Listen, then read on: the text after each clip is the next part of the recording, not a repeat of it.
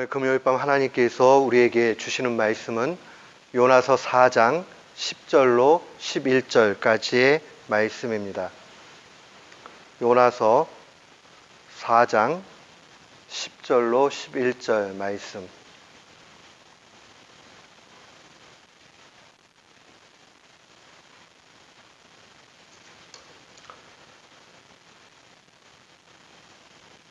우리 이제 오늘로써 이제 요나서 강해가 다 마칩니다.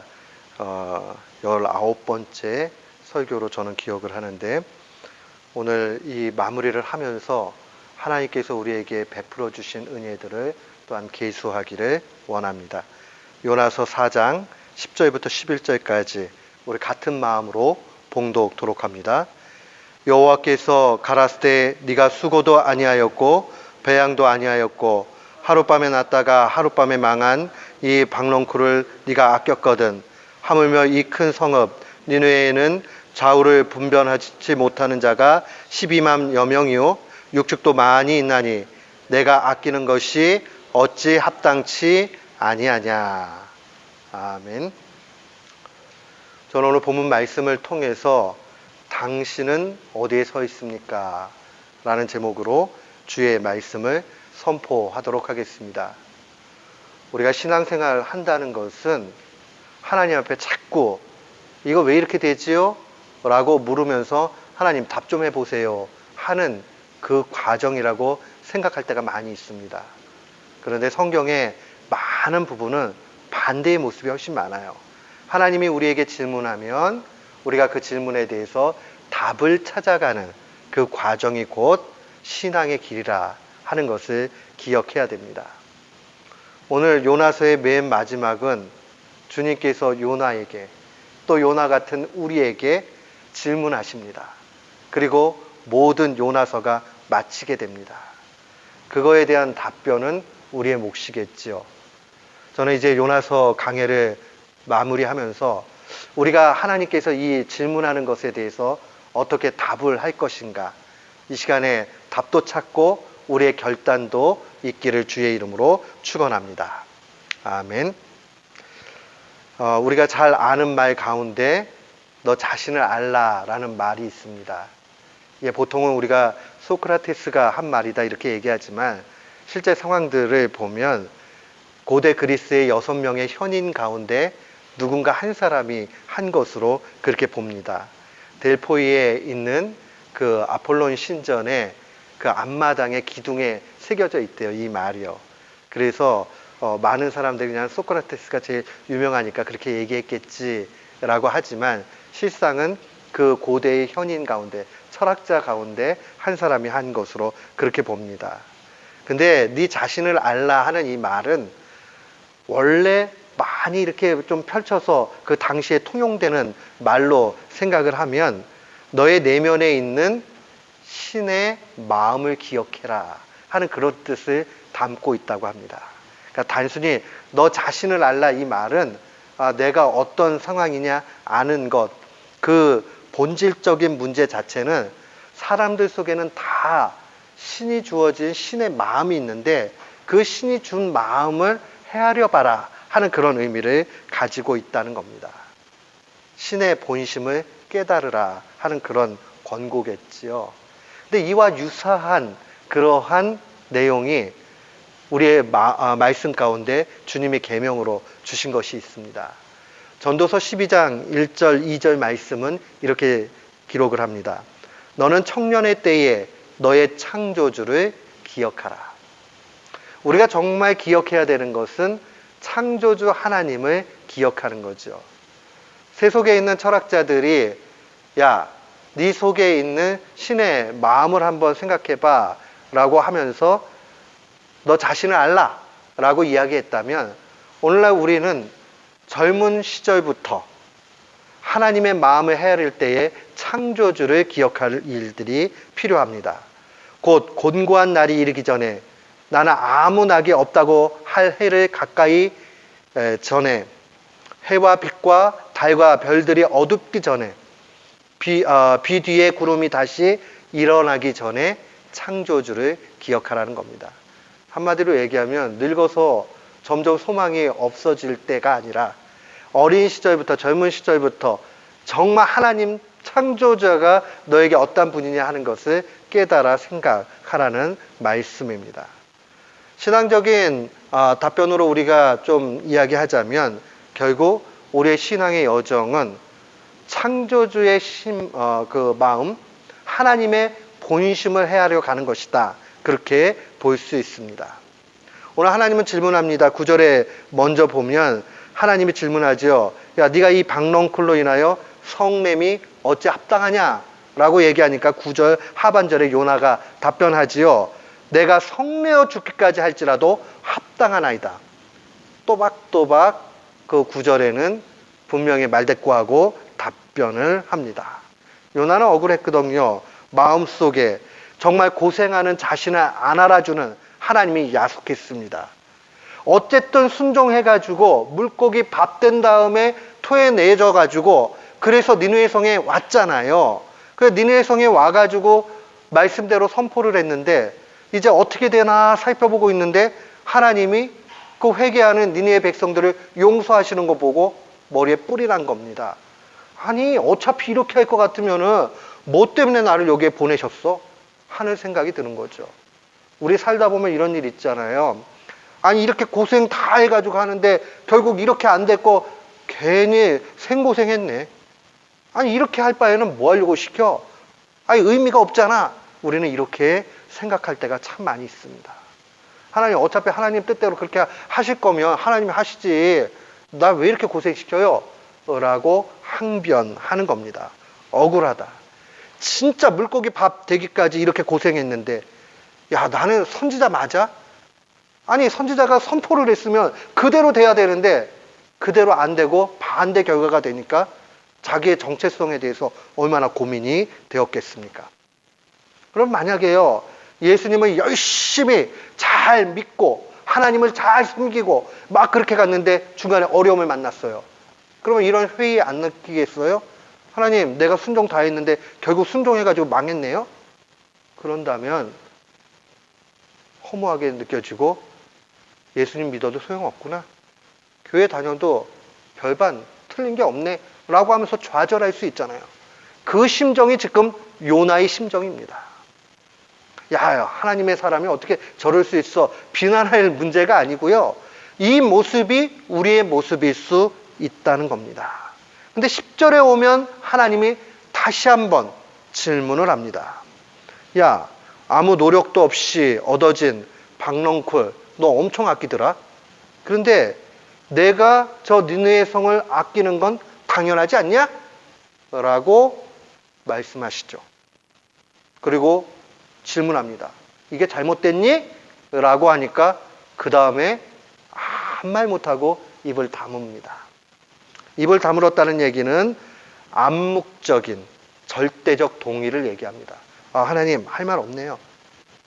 하나님이 옳습니다라는 깨달음이 이 곡 가운데 있는 겁니다.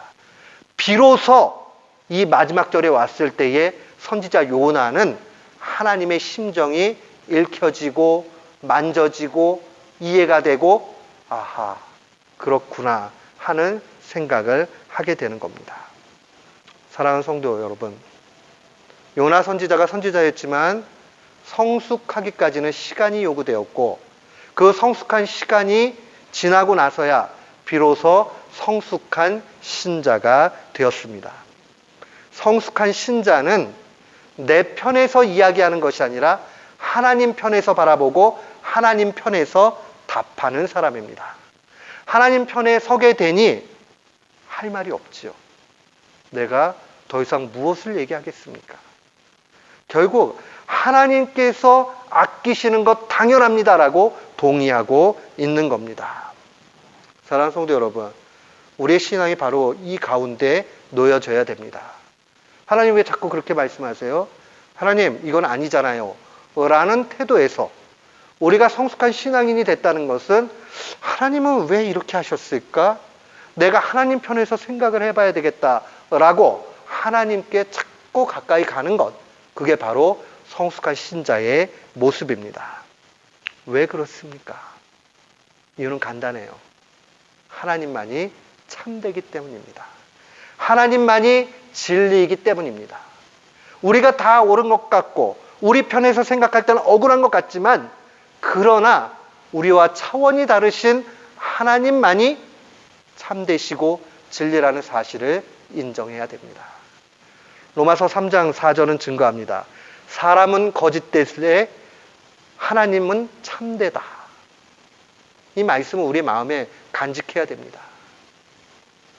사람은 다 거짓되되 하나님만은 참되다 하는 이 메시지를 마음에 새겨야 됩니다. 유일한 진리이죠. 언젠가 저희 선생님이신 한철화 박사님이 그런 이야기를 하십니다. 누군가가 내게 평생 뭐 했냐라고 물어보면 당신은요 이렇게 대답하겠대요. 진리를 찾기 위해서 열심히 애썼다. 진리를 찾기 위해서 열심히 애썼다. 그 말씀을 수업 시간에 하셨어요. 그러다 하루는 제게 이런 말씀을 하세요. 진리는 하나님과 동의어로 보면 됩니다. 평생을 진리를 따라가셨던 그 박사님이 내린 한 문장은 뭐냐면, 진리는 거의 하나님과 동일하다. 그러면 왜 하나님과 거의 동일하다라고 했을까라고 생각을 해봤는데 답을 얻었어요. 그것은 뭐냐면, 진리라고 우리가 규정하고 있는 그 내용보다 하나님이 더 크시기 때문에 거기에 포함되듯이 진리와 똑같다 아니면 진리다 이렇게 얘기하기에는, 진리라는 말이 하나님을 담기에는 너무 좁기 때문에 그러합니다. 결국 하나님의 속성 가운데 하나님은 진리다 하는 그 내용이 포함되는 것이죠. 그렇기 때문에 우리가 참된 성숙한 신자가 되고자 그렇게 힘쓴다면 우리는 하나님 편에 서기를 기뻐해야 됩니다. 우리가 하나님 편에 섰을 때에 어떠한 유익이 있습니까? 하나님 말씀은 우리에게 명확하게 그 유익을 알려줍니다. 한마디로 이야기하면 내 자신이 복되게 되고 남을 복되게 만들고 하나님께 영광이 됩니다. 한마디로 다 잘 되게 됩니다. 진리 편에 설 때에만 가능한 일입니다. 진리 편에 서게 되면, 하나님 쪽에 서게 되면 내 마음에 평안이 오게 됩니다. 진리 편에 서게 되면 다른 사람들을 유익하게 만듭니다. 내 마음이 평안하고 남을 유익하게 만들 때 모든 것이 합력해서 하나님께 영광이 되어집니다. 신자의 삶이라는 것은 이것과 동일합니다. 우리가 그 사실을 놓치지 말아야 됩니다. 사랑의 사도였던 요한 사도도 요한 3서 1장 3절에 동일하게 고백을 했습니다. 내가 내 자녀들이 진리 안에서 행한다함을 듣는 것보다 더 큰 일이 없다라고 그런 이야기합니다. 진리 안에서 행한다라는 것을 듣고 나니까 이거보다 나 더 큰 기쁨이 없다. 사랑의 사도가 왜 그런 얘기했을까요? 진리 안에서 행하고 살아가는 일이 최고의 일이기 때문에 그러합니다. 어떻게 하면 우리가 진리에 속하고 하나님 편에 서서 살아갈 수 있겠습니까? 저는 오늘 우리가 좀 더 구체적으로 이 사랑의 사도의 이야기를 생각해 봤으면 좋겠습니다. 요한 사도가 요한일서 4장 7절로 8절에 이렇게 이야기합니다. 사랑하는 자들아, 우리가 서로 사랑하자. 사랑은 하나님께 속한 것이니 사랑하는 자마다 하나님으로부터 나서 하나님을 알고 사랑하지 아니하는 자는 하나님을 알지 못하나니 이는 하나님은 사랑이심이라 라고 이야기합니다. 우리가 사랑할 때에 그때의 진짜가 나타난다는 겁니다. 진리이신 하나님, 진리이신 하나님께 속한 사람이라면 그 열매로 사랑이 분명히 나타난다는 겁니다. 사랑은 누가 그렇게 얘기했죠? 추상명사가 아니라고. 추상명사라는 것은 굉장히 구체적이지 못하고 머릿속에 생각하는 관념적이고 그렇잖아요. 근데 누가 얘기하기를 추상명사가 아니고 동사다 이런 얘기를 했어요. 동사는 움직이는 걸 표현하는 거잖아요. 그러니까 사랑은 반드시 행동이 뒤따른다는 말이겠지요. 그런 관점에서 보면 우리가 하나님을 안다, 하나님 편에 속했다, 그렇게 얘기하면 요한 사도가 지금 얘기하고 있는 말은 그러면 당연히 하나님을 사랑하는 모습으로 나타나고 이웃을 사랑하는 모양으로 나타난다라고 이야기합니다.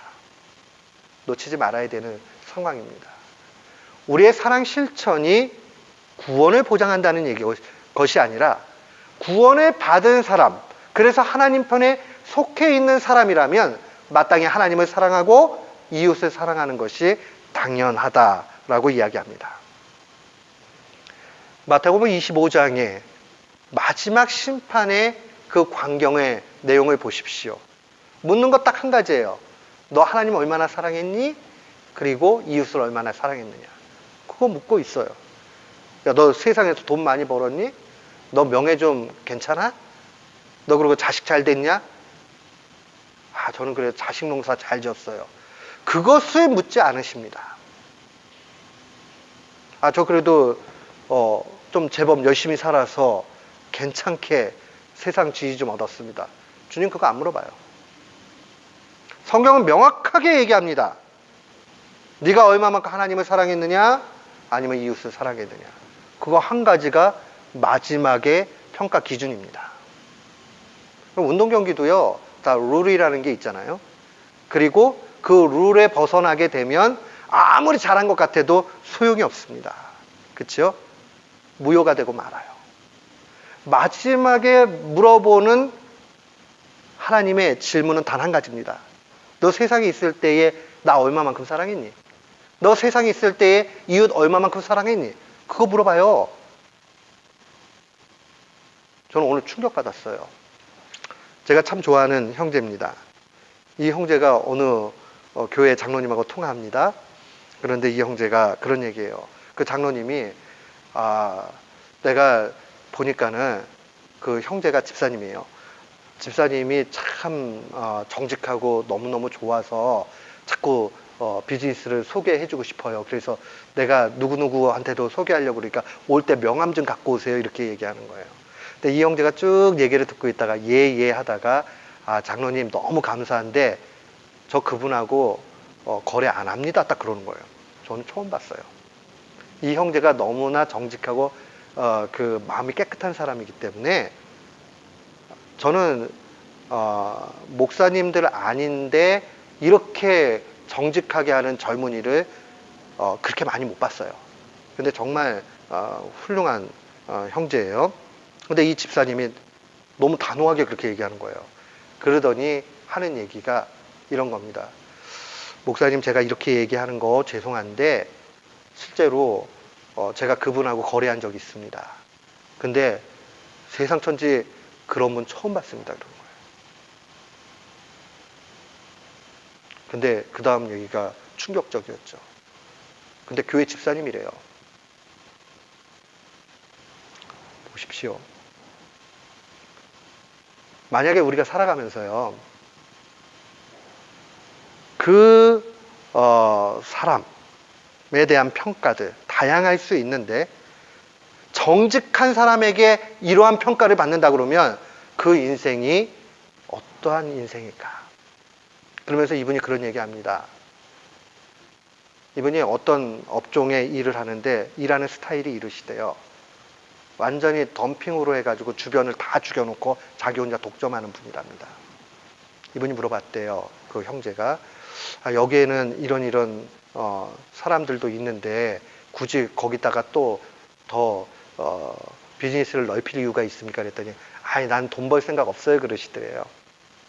그래놓고 6개월 동안 덤핑해가지고 주변에 있는 사람들 다 죽이고 자기 혼자 독점합니다.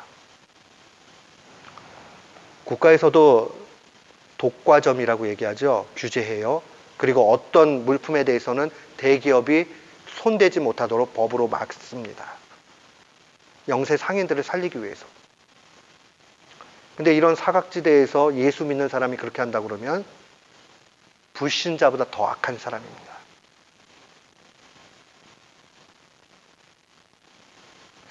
정말 그렇게 살면 될까요? 그 형제는 단호히 얘기합니다. 목사님, 사람은 말씀 안에서 부족하지만 본질적으로 중심을 선하게 가져야 됩니다. 그런데 그 사람 못됐습니다. 그러더라고요. 블레임하는 거 아니에요, 그분요. 있는 그대로 얘기하는 거예요. 저는 우리 교우들이요, 저부터 다 모두가 좀 착한 사람이 됐으면 좋겠어요. 그 살아가면서 못된 사람 하면 되겠어요? 마지막에 주님이 우리에게 물어보는 건 단 한 가지입니다.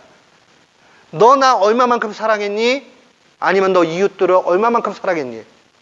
그 사람 주님 앞에 섰을 때, 예, 제가 이 사람들한테 덤핑해가지고 옆에 있는 사람 다 죽여버렸습니다. 그 얘기 할 거예요? 무서운 얘기입니다. 무서운 얘기입니다. 저는 만약에 우리가 인생길 살다가 지금 이 순간에 생각할 때 후회할 만한 일이 있다면 오늘 이 시간에 하나님 앞에 회개하고 정말 새 마음으로 새롭게 시작하기를 축원합니다. 혹시라도 꺼리끼는 마음이 우리들 가운데 있다면 정말 그 마음 가져야 됩니다. 하나님 물으시는 이 한 가지에 답변할 수 있어야 됩니다. 그게 바로 하나님 편에 서 있는 사람이요, 하나님께 속해 있는 사람이요, 그 사람을 하나님은 귀하게 여기십니다. 믿음의 열매로서 참된 사랑이 우리 가운데 있어야 합니다. 결국 우리는 어떻게 살아야 되느냐? 우리가 어디에 서 있는가를 질문 받았을 때에 하나님 앞에 서 있다라고 하면 반드시 이 두 가지 열매가 나타납니다. 하나님을 사랑하는 것과 이웃 사랑하는 것. 그럼 구체적으로 하나님 사랑하는 것이 무엇입니까? 저는 하나님을 사랑하는 것은 단 한 가지로 요약할 수 있다라고 말씀 가운데 얻었습니다. 뭐 우리가 예배하고 기도하고 뭐 이런 거 다 하나님 사랑하는 일이에요. 근데 진짜 하나님 사랑하는 일, 그게 무엇이냐? 무슨 일을 만나든지 감사하는 겁니다. 불평하면 안 됩니다. 부정적이면 안 됩니다. 하나님을 사랑하기 때문에 무슨 일을 만나도 어찌되었던 감사할 수 있어야 됩니다. 물론 우리가 살다가 순간적으로 불평이 나올 수도 있고 연약할 수 있어요. 그러나 최종적으로 마지막에 우리의 모습은 그럼에도 불구하고 감사로 영광 돌려야 됩니다. 광야길 걸어갔던 이스라엘의 실패, 출애굽기 16장에 나와 있는 이스라엘의 실패의 키워드는 단 한 가지입니다. 그들이 원망했다. 원망이라는 말이 숱하게 많이 나옵니다. 출애굽기 16장에 고발하고 있는 것은 원망하고 있는 인간의 본질을 얘기하는 거예요. 그 원망에서 결국은 불평이 나오게 되고 그 불평은 결국 하나님에 대한 비난으로 나오게 됩니다. 모세를 향해서 이스라엘 백성들이 물 없다, 먹을 거 없다, 갇힌 원망을 다했을 때에 하나님은 출애굽기 16장 8절에 이렇게 확실하게 말씀해 주셨어요. 너의 원망은 우리를 향함이 아니요 여호와를 향하여 함이로다. 모세를 비난하고 있지만, 다른 지도자들을 비난하고 있지만 그게 아니라 결국 그것은 하나님을 비난하는 것이다 라고 이야기합니다. 불신앙이 여기 나오죠. 반대로 얘기하면요, 우리가요 원망과 불신앙 이것을 치유할 수 있는 유일한 길은 감사밖에 없어요. 이래도 감사하고 저래도 감사하고 그저 감사하면 그 감사 가운데 원망이 사라지게 돼 있습니다.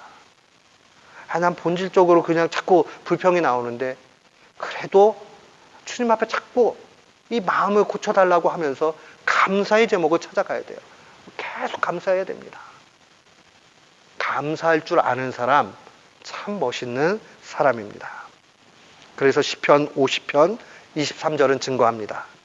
감사로 제사를 드리는 자가 나를 영화롭게 하나니 그 행위를 옳게 하는 자에게 내가 하나님의 구원을 보이리라. 무엇으로 제사한다고요? 감사로 제사. 감사 제사라는 게 뭡니까? 감사로 예배 드리는 자예요. 감사로 예배 드린다는 게 무엇입니까? 우리는 매사에 어떤 일을 만나든지 간에 그 만나는 일의 내용과 상관없이 그저 하나님 앞에 감사하는 겁니다. 저는 우리 교우들이, 저도 마찬가지고 뭐가 되었던 그냥 바보같이 감사했으면 좋겠습니다. 그냥 있는 대로 감사했으면 좋겠습니다. 제가 설교 시간에 몇 번 얘기했습니다. 제가 한국의 시골에서 사역하고 있을 때에 거기 집사님 한 분, 윤하선 집사님. 얼굴도 환해요. 저는 그렇게 환한 얼굴을 많이 못 봤습니다. 너무너무 환해요. 막 얼굴에 불빛이 나옵니다. 막 태양빛 같아요. 얼굴을 감히 볼 수가 없어요. 정말 반짝거려요. 성령 충만합니다. 이분은 진짜로 감사하는 사람이에요. 제가 얘기했잖아요. 전세 등기 안 해가지고 자기 전세에 있던 집이 주인이 뱅크럽시 하는 바람에 은행에 넘어가가지고 세입자들 다 쫓겨나게 됐는데 와가지고 지금 집이 넘어가게 됐어요. 웃으면서 기도 부탁해요. 그대로 감사해요. 그래 당장은 아니고 한 달 정도는 시간이 있어요. 이러고 진짜 감사했다니까요. 제가 보고 그때는 이해가 안 갔어요. 이분이 정신이 있는 사람인가 없는 사람인가. 정말 그런 20대 때 제가 그런 생각이 들었어요. 지나고 알았어요. 이분은요, 무슨 일을 만나도 하나님 앞에 감사합니다. 하나님을 배반하지 않아요. 하나님 앞에 원망하지 않아요. 아이, 하나님 내가 그때 좀 깨닫게 그거 등기 어려운 것도 아닌데 왜 그거 알려주지 이렇게 했어요. 원망 안 해요. 또 하나님이 어떻게 해주시겠죠. 또 그 최선을 다하지만 또 안 해주셔도 괜찮아요. 또 어떻게 되겠지요. 근데 그분이 어떻게 되겠지요는요, 그냥 뭐 이렇게 넘기기 위한 얘기가 아니에요. 하나님에 대한 확신에서 나오는 말이에요. 그분은요, 거기 16세대가 다 쫓겨났는데 그 집은 안 쫓겨났어요. 왜 안 쫓겨났는지 몰라요. 근데 그분은 그 집에 안 쫓겨났어요. 감사하니까 제가 봤을 때는 하나님이 긍휼을 베풀어 주신 것 같아요. 뭐 다르게는 뭐라고 얘기를 못 하겠어요. 쫓겨나가신 분들한테도 죄송한 말씀이니까 뭐라고 해석할 수는 없어요. 그러나 하나 정확한 것, 그분만큼 감사가 정말 제 사역 가운데 충만했던 분을 기억을 못 하겠어요. 그분 정말 감사했던 분이에요. 저는 우리 모두가 그런 감사가 있기를 축원합니다. 좀 망하면 어때요? 좀 어려우면 어때요? 주님 안에서 일어난 일이면 주님이 또 회복시켜 주실 거예요. 그저 시키는 일을 열심히 하고 소망 가지고 또 감사하면 돼요. 건강 좀 잃으면 어때요? 회복 받으면 되지. 좀 돈 좀 손해보면 어때요? 하나님이 회복시켜 줄 줄 알고 또 신뢰하면 되죠. 우리 교우들은 좀 수준 있게 강하게 어떤 일을 만나도 모든 일에 감사하는, 범사에 감사하는 분들 되기를 축원합니다. 아멘. 또한 우리가 두 번째로 하나님 편에 선다는 것은 이웃을 사랑하는 겁니다. 이웃을 사랑하는 것. 이웃을 사랑한다는 말은 다른 말로 이야기하면 타인의 영혼에 관심을 갖는 겁니다. 타인의 영혼에 관심을 갖는다는 말을 잘 기억하십시오. 감리교를 시작했던 영국의 존 웨슬리 목사님, 옥스퍼드 출신의 이 목사님 아주 수제입니다. 근데 이분은 아주 꼼꼼하게 영혼의 상태를 살피는 목회자였습니다. 그분은 목회자 이전에도 항상 영혼의 상태에 관심이 있었습니다. 얼마나 철저하게 신앙생활을 했는지 사람들이 깐깐하게 방법론적으로 사는 사람들, 그게 메소드, 방법론 아니에요. 그러니까 메소디스트라는 감리교라는 말이요, 아주 깐깐하게 이게 그 데이터를 만들어 가지고 말이에요, 거기에 꽉 맞춰 가지고 갑니다. 그 전어를 읽다 보면요, 일기장을 읽다 보면요, 이런 게 나와요. 오늘은 3명이 회심을 했다. 아니, 3명을 회심을 했는지 8명이 했는지 어떻게 알아요? 그 사람은 회심표가 있어요.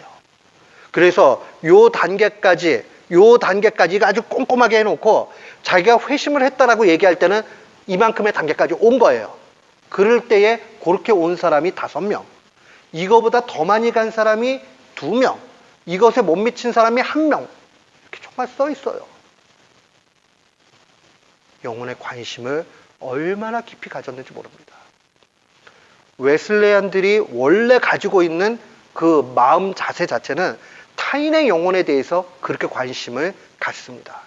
그래서 그의 저널에 보면요, 제일 많이 또 나오는 표현 중에 하나가 영혼의 상태라는 표현이 많이 나옵니다. state of soul이라는 말이 많이 나와요. 그 사람의 영혼의 상태가 어떨까?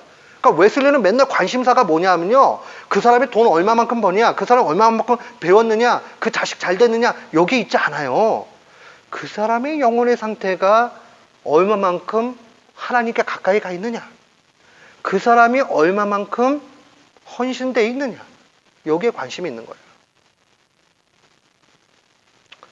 저는 장로교에서 목사 안수 받았잖아요. 장로교 헌법에 보면요, 목사의 직무 가운데 성도들, 양떼의 영혼을 돌본다라고 돼 있어요. 그리고 그 일들은 교회 장로님들도 똑같이 하시는 일들이에요.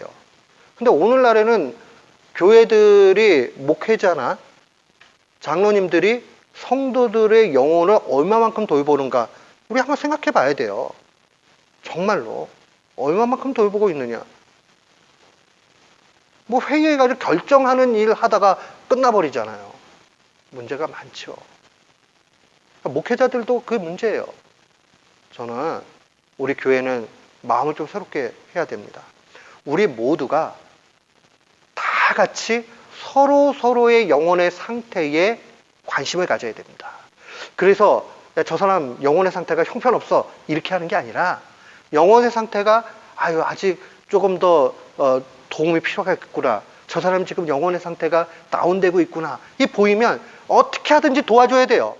같이 기도도 해주고, 정말 그 사람을 격려해 주기도 하고, 그 사람이 뭐가 필요한가 살피기도 하고, 이 일들이 우리 가운데 있어야 됩니다. 이렇게 되어질 때에 하나님 기뻐하시는 거예요. 그 사람의 영혼의 상태가 어떻게 되는지. 저는 그래서 꿈이 있어요, 우리 교회에.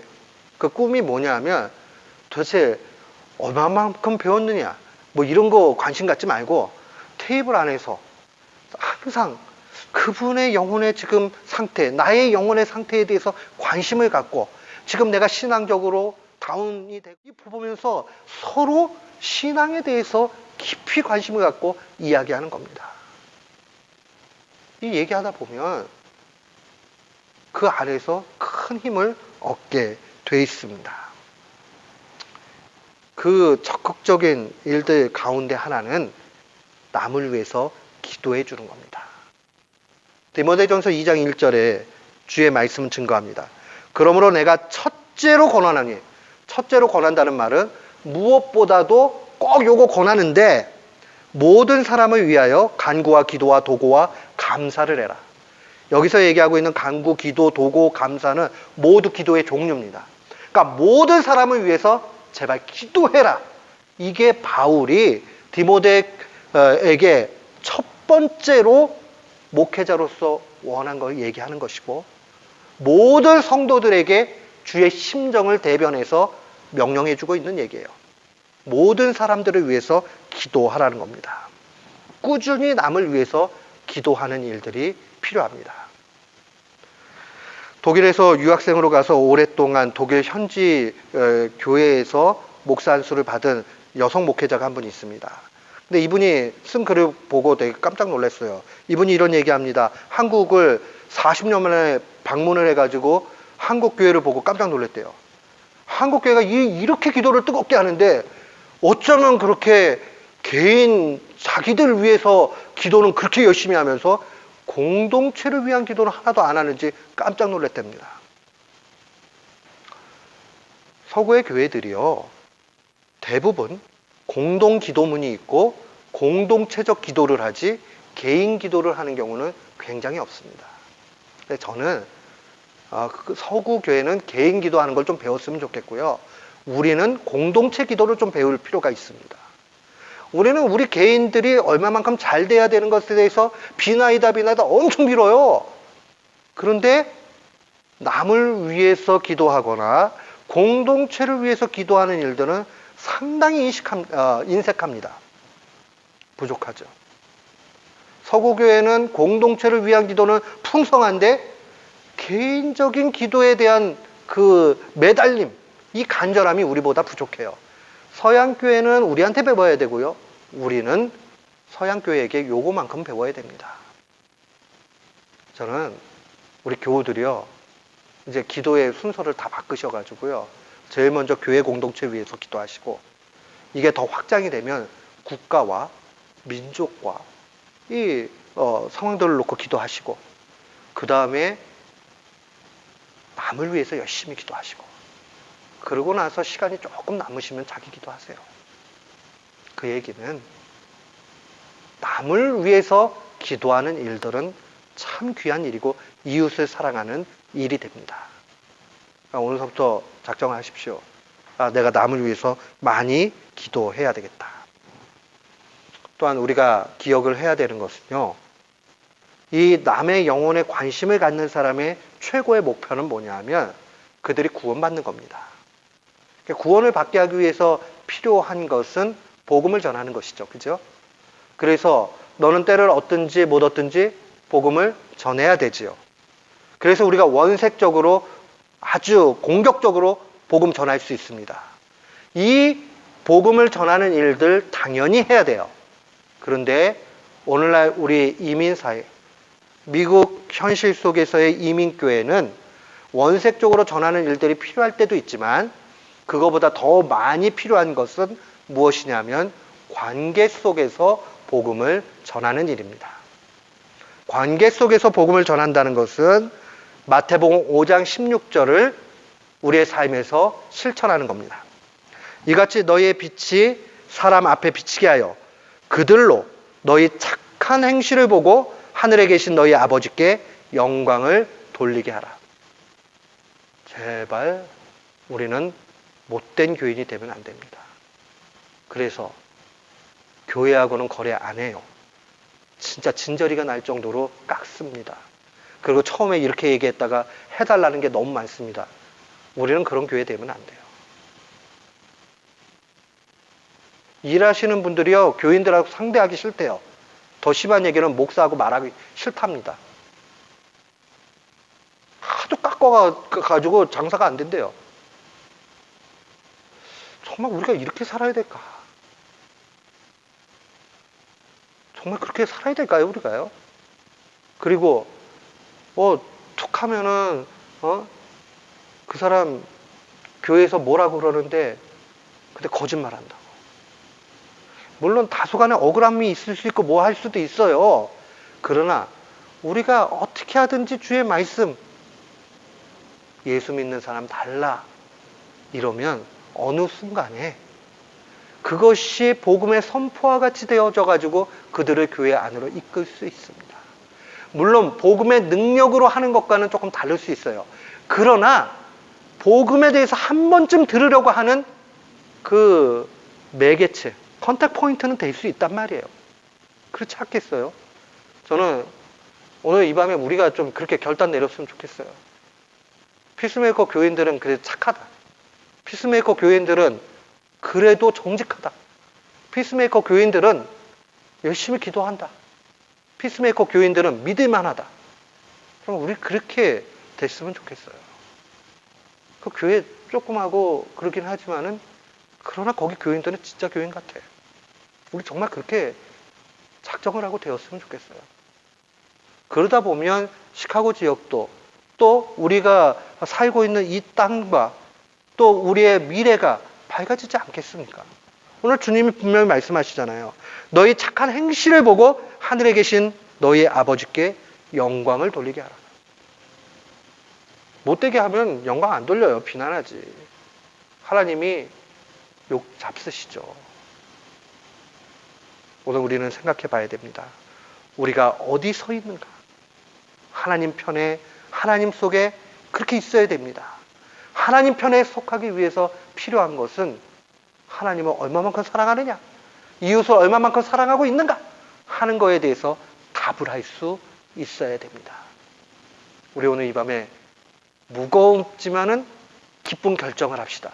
나 오늘 이 밤부터 이제 진짜로 하나님만 사랑하고 이웃만을 사랑하면서 그렇게 살아야 되겠다.